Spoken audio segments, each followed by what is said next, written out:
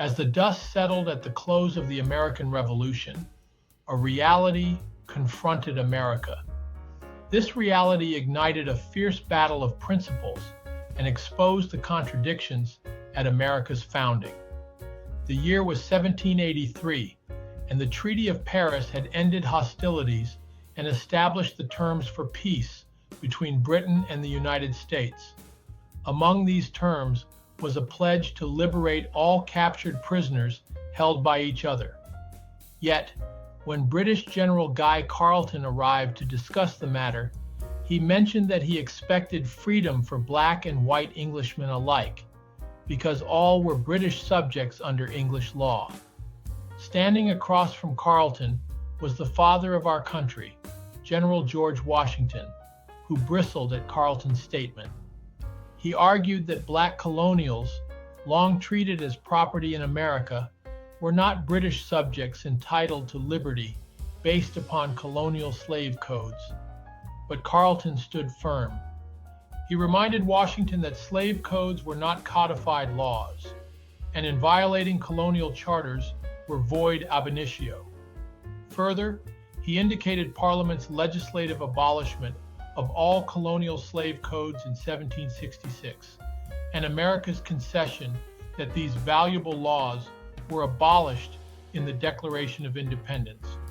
Thus, black colonials had birthright subjecthood, regardless of colonial America's customs and colonial statutes.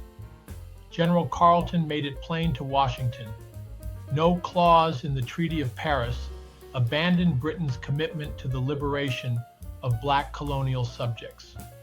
His loyalty was not just to Britain's imperial honor, but to the policies that had inspired enslaved men and women to join British ranks, hoping for freedom. Washington was dismayed. Carleton was resolute. In his eyes, the promises of freedom made to black colonials under British rule could not be discarded.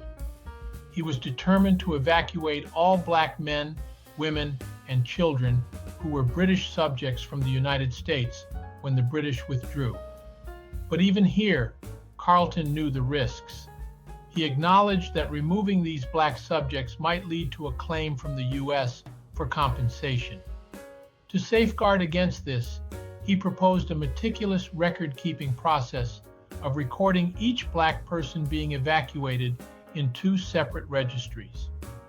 Thus, the Book of Negroes was born, a registry of names, ages, occupations, and even the names of former masters, to ensure that, if challenged, the British government would fulfill any financial obligations that arose.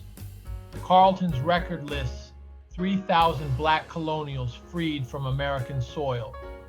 At the same time, Washington's own version, the Counterpart Registry, preserved a list of the same names for Americans who still claimed their former slaves as property under colonial slave codes. These registries, the 2 Book of Negroes, are more than ledgers of names. It is a testament to a moment in history when the British and American visions of freedom clashed. Carleton's book resides today in the British National Archives in London.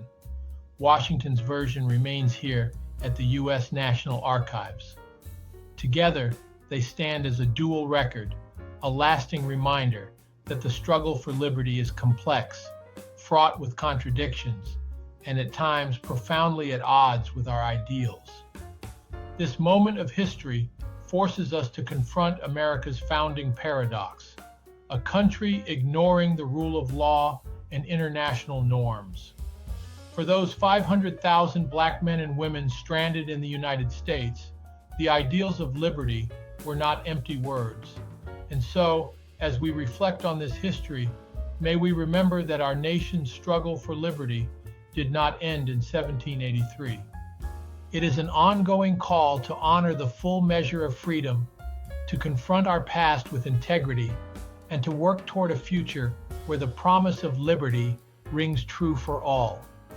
Please share and visit our website at Wells Center on American Exceptionalism and look for future videos.